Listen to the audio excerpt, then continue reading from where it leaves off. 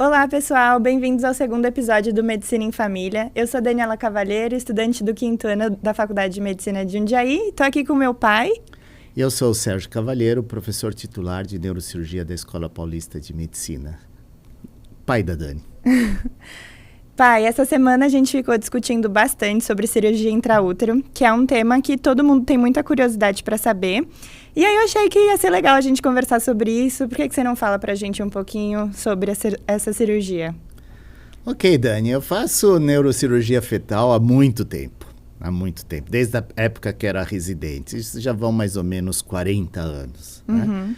E a neurocirurgia fetal dá para nós pensarmos como assim um procedimento surreal. Você pensar em fazer uma cirurgia dentro do útero da mãe, né? Operar uma criança que ainda não nasceu. Então isso sempre me fascinou. E talvez esse é um dos motivos que eu tenha caminhado para fazer neurocirurgia pediátrica. Ah, sim, e é um motivo que encanta todo mundo, né? Para que você faz essa cirurgia intraútero dentro da neurocirurgia, assim? Existem várias possibilidades de você fazer a cirurgia dentro do útero. O estudo iniciou eles fazendo injeção de sangue no peritônio do feto para tratar isoimunização, RH, isso foi o início da cirurgia fetal. Depois pensou da hidrocefalia, que é o acúmulo de água na cabeça, mas os estudos iniciais mostraram que os resultados não eram bons nas hidrocefalia. Talvez porque os diagnósticos de imagem não eram tão precisos. Então, você acabava operando alguns diagnósticos, teoricamente, de casos que não teriam indicação. Né? Tá. Depois isso foi aprimorando, e hoje, dentro da área da neurocirurgia, nós podemos tratar a hidrocefalia, nós podemos tratar a mielomeningocele, e nós podemos mesmo tratar alguns tumores cerebrais associados com tumores cardíacos, que são algumas doenças raras. Então, hoje, praticamente, a maior indicação de cirurgia fetal é para a mielomeningocele. Sim, a mielo é o que você mais faz, então. Sim. Eu já realizei mais de 450 procedimentos intrauterinos para tratamento da mielomeningocele. Nós fomos na Escola Paulista, junto com o Hospital Santa Joana, dos pioneiros a realizar no Brasil, com sucesso, uma neurocirurgia de mielomeningocele. Ah, isso é muito legal, né? Isso já tem muito tempo, isso foi em 2001, né? Nossos pacientes já são adultos, e desde então nós estamos fazendo esse tipo. Existe a necessidade de você ter uma parceria com o obstetra. Sim. Não adianta o neurocirurgião querer fazer neurocirurgia, ele tem que estar casado com o obstetra, Sim. né? E a gente faz essa cirurgia fetal há muito tempo, com o professor Moron também, da Escola Paulista de Medicina, era o professor titular do obstetrícia. E eu digo que nós temos um casamento de mais de 35 anos que nós estamos fazendo as cirurgias dentro do útero, na Escola Paulista e na maternidade Santa Joana. E explica pra gente um pouquinho, rapidamente, assim, sobre a mielo. A mielomeningocele é muito interessante, porque você fazendo ultrassom de rotina, você acaba fazendo o diagnóstico. Né? Nada mais é do que o não fechamento do tubo neural. O nosso tubo neural, onde está o cérebro, onde vai estar a medula, ele se fecha ao redor da 3ª semana de gestação. Então, a mulher nem sabe que está grávida, ela já tem o problema da mielomeningocele. Então, não fecha essa parte de trás da coluna e acaba herniando a medula. Fica uma falha de pele. Nós temos um vídeo muito bacana sobre isso, entendeu? Olha aqui, ó, aqui é uma mulher grávida de um feto, né? E que vai mostrar, então, a herniação do tecido nervoso. Aqui vocês estão vendo o feto dentro do útero, a coluna do feto, e não se forma essa parte de trás. Então, a medula hernia e fica vazando líquido. É o que nós chamamos cérebro seco, ou dry brain. Quer dizer, o cérebro aqui, ele fica praticamente com pouco líquido. Sim. Não, e aí eu ia perguntar, então vocês conseguem corrigir isso dentro do útero antes do bebê nascer? Sim, mas o problema na mielomeningocele não é só esse probleminha aqui na coluna. Quando você vai tendo esse vazamento de líquido, parte do cérebro desce para a coluna. Certo. É o que nós chamamos de malformação de Chiari. Então, o tronco cerebral e o cerebelo, eles herniam aqui para dentro. A próxima imagem ainda mostra mais detalhes ali. Então, você está vendo que durante a gestação vai ocorrer a herniação aqui da medula. Pode rodar o filme, entendeu? Então, você tem a herniação do tecido nervoso aqui da medula. Essa medula ela vai herniando, né? Vai rodando o filme, ela vai saindo, né? E no ultrassom ocorre assim, os ossos da cabecinha, eles acavalgam, porque você tem uma pressão baixa. E isso você consegue ver no ultrassom, que é o chamado sinal do limão. Então, quando você tem o sinal do limão, que o crânio do bebê parece um limão galego, você está frente a uma mielomeningocele. E aqui o detalhe assim, da herniação do tronco encefálico e do cerebelo para dentro do canal raquiano. E aí você falou que você consegue diagnosticar isso pelo ultrassom. E aí tem uma idade gestacional ideal para você conseguir operar? Se passar dessa idade não consegue mais, como que funciona? Sim. O que acontece que você tendo essa pressão baixa aqui, os ossos do crânio, eles se fundem, eles se fecham. E essa região onde nós temos cerebelo, que nós chamamos fossa posterior, ela fica pequena. Então, por exemplo, muitas crianças que você opera depois que o bebê nasce, essa fossa posterior não cresce. Então, você não resolve a herniação do cerebelo. Tá?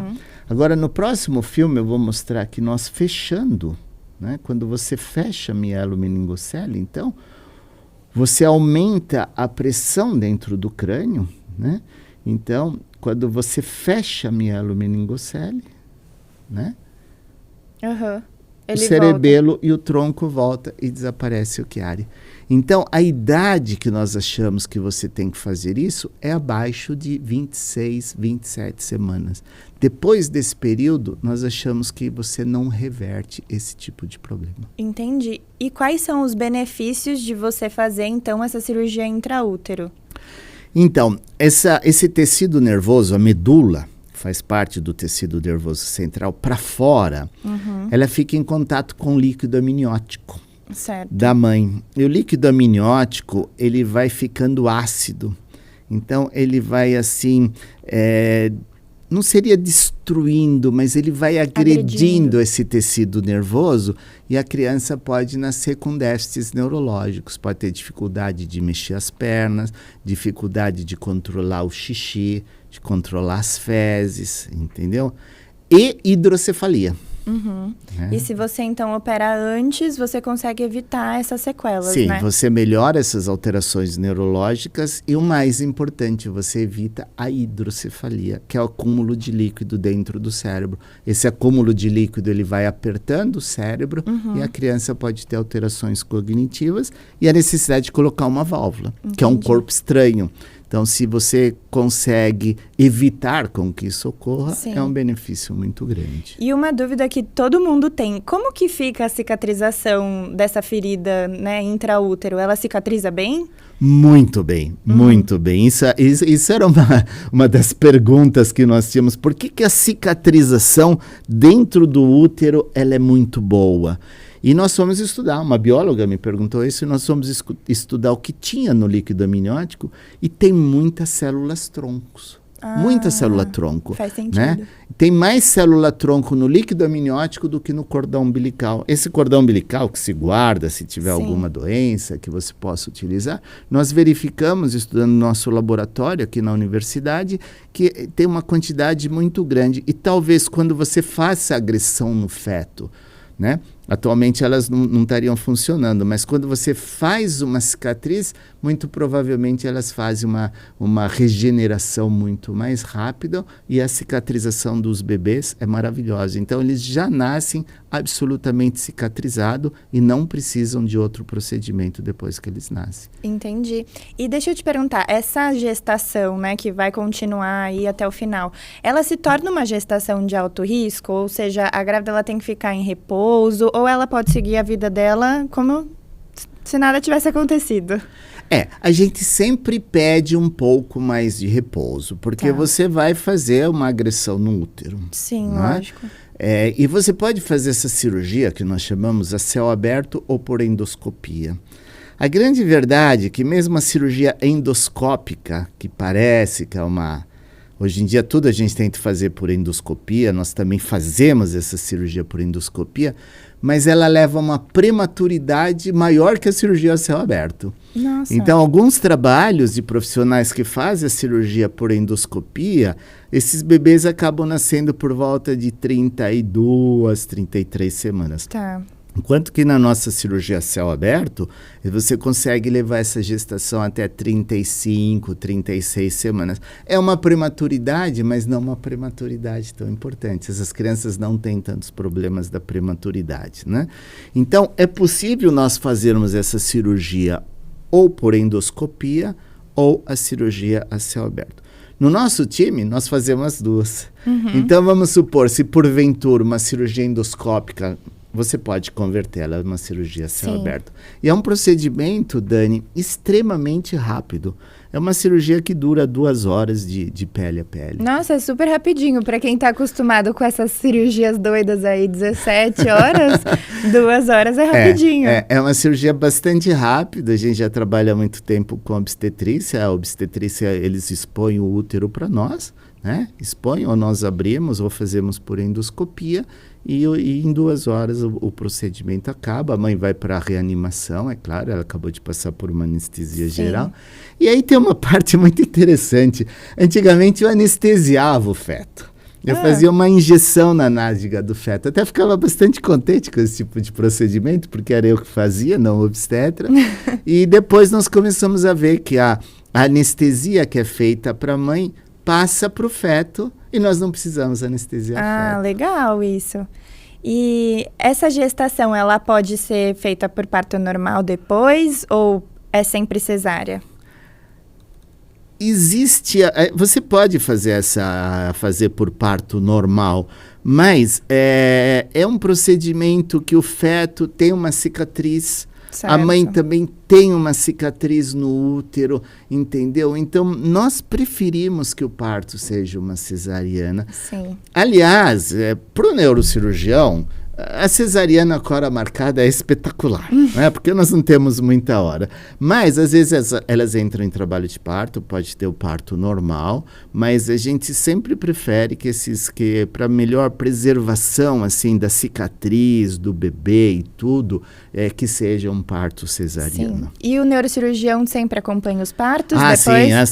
Sim. Nós queremos ver como que está nascendo. Apesar de já ter feito 450 cirurgias, a gente sempre quer saber como nasceu, como está a cicatriz e tudo mais, né? E nós nunca precisamos reoperar essas crianças no momento que nasce. Ela sempre nasce cicatrizada. Diferente de muitos procedimentos endoscópicos, que eles colocam só uma membrana e a criança tem que ser operada depois que nasce, demora a cicatrização.